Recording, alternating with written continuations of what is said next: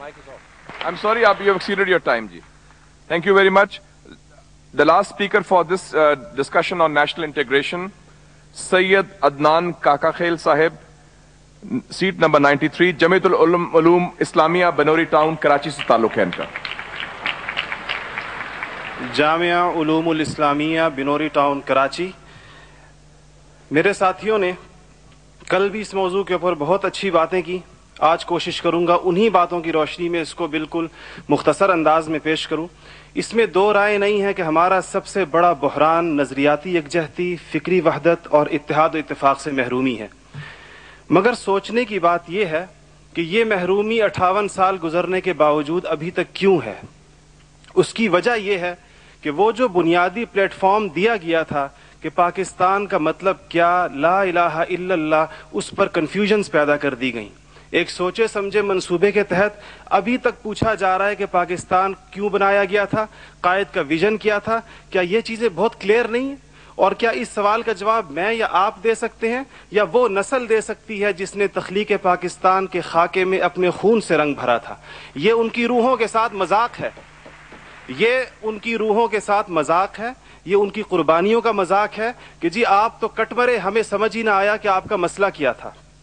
हमारा दूसरा बड़ा मसला अमन व अमान की दिगरगुं सूरत हाल है और बदकिस्मती से इसको बाज़ औक़ात कहा जाता है कि इस्लाम जिम्मेदार है. हालांकि कुरान का मुताला बताता है कि सबसे ज्यादा इस्लाम अमन व अमान के ऊपर जोर देता है.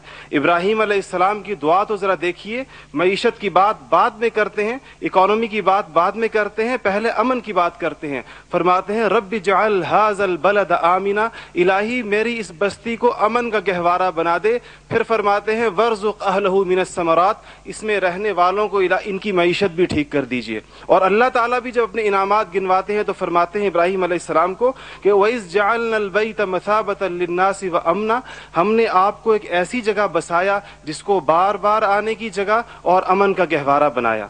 ये तो बात बिल्कुल वाज़े है. मसला ये है हमारा अमन व अमान तबाह क्यों हुआ, हमारा नौजवान किस तरह दहशतगर्दों का आला बना और हम रोज बरोज लाकानूनियत की दलदल में क्यों धंसे जा रहे हैं. जनाब सदर, नोट करने की बात है कि यह सबक उसको किसी मजहब ने नहीं सिखाया, यह सबक उसको किसी दीन ने नहीं बताया. ये तबकाती तफरीक, इस्तेहसाली निज़ाम, टैलेंट की बेकदरी, तालीमी ढांचे का खोखलापन, बे इंतहा करप्शन और इख्तियारात के नाजायज इस्तेमाल वो खौफनाक मसाइल हैं जो नौजवान को इस तरफ लेकर गए हैं. आप ये मसाइल हल कर दीजिए, आप ये मसाइल हल कर दीजिए, फिर देखिए ये नौजवान दहशतगर्द है या अमन पसंद है. हमारा तीसरा सबसे बड़ा मसला जो इस वक्त बहुत अहमियत का हामिल है, जमहूरी रिवायात का फुकदान है. हम अभी तक हकीकी जमहूरी कल्चर और अवामी मैंडेट के एहतराम के माहौल को पैदा करने में नाकाम रहे हैं.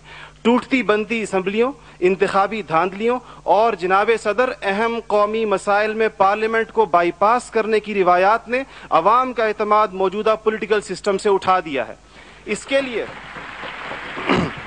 हमें अपने उस पड़ोसी मुल्क से सबक सीखना चाहिए जहां से मुशाहिद साहब तशरीफ लाए हैं और आप अनकरीब जाने वाले हैं. उनकी और हमारी तारीख आज़ादी एक ही है. उनको और हमको हमें और उनको एक जितना वक्त मिला है, मगर उन्होंने अपने यहाँ जमहूरी अक़दार को इतना मजबूत कर दिया है कि हुकूमत कितनी नाकाम साबित क्यों ना हो जाए, कोई भी उस्ताद टूट पड़े, ये नहीं हो सकता कि फौज बैरकों से निकले इक़्तिदार में आकर बैठ जाए. इसी तरह जनाब सदर, मैं ये समझता हूँ कि आज इस हॉल में लगी हुई कायद की तस्वीर आपसे पूछ रही है, आगे आप खड़े हुए हैं कि जनरल तुम तो सरहदों के रखवाले हो, तुमको ईवान इख्तिदार की राह किसने दिखाई है. और जनाब आला, हमारा तीसरा सबसे बड़ा मसला एलीट क्लास इकोनॉमी है. आपके आदादो शुमार के जादूगर कह रहे हैं कि मईशत तरक्की रही है, ज़र मुबादला के ज़खायर बढ़ रहे हैं, कर्जे कम हो गए हैं, कशकोल टूट गई है. आप बार बार कहते हैं पहले हम मांगने जाते थे, अब हम देने जाते हैं. और अवाम हैरान है कि खुदाया क्या माजरा है. मईशत तरक्की कर रही है, गरीब का चूल्हा बुझ रहा है, ज़र मुबादला के ज़खायर बढ़ रहे हैं, पेट्रोल की कीमतें आसमान से बातें कर रही हैं, रुपए की روپے کی قیمت ڈی ویلیو ہوتے ہوتے کہاں آ کھڑی ہوئی ہے. اور اس کے بعد ایک اور بات جناب صدر, آپ نے کہا کہ بسنت منانے سے کچھ نہیں ہوتا. اسلام تفریح سے ہرگز منع نہیں کرتا, بلکہ صحت مند تفریح کی حوصلہ افزائی کرتا ہے, مگر خدارا محروموں لاچاروں کی آرزوؤں کے مزار پر دھما چوکڑی نہ مچائی جائے.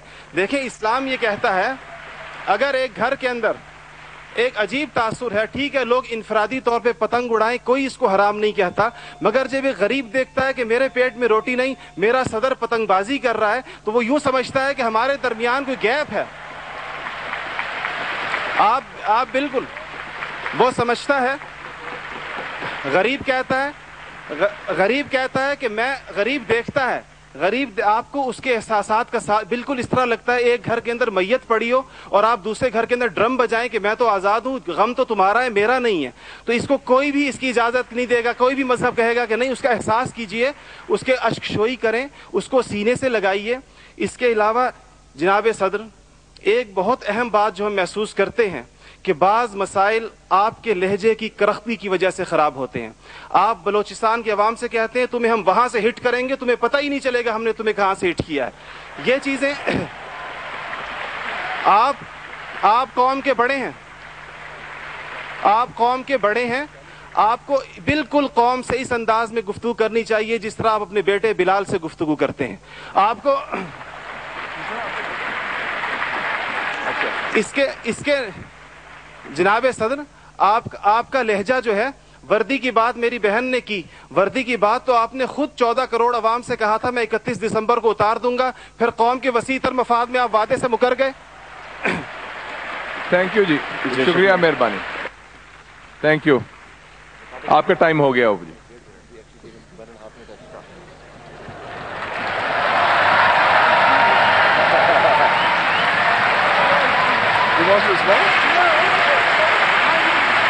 رسپونڈ کریں کوئی.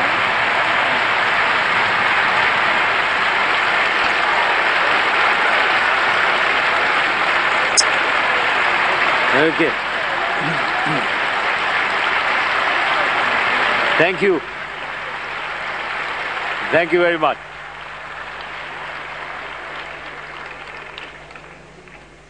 یہ ان مہمان کی کیا کہا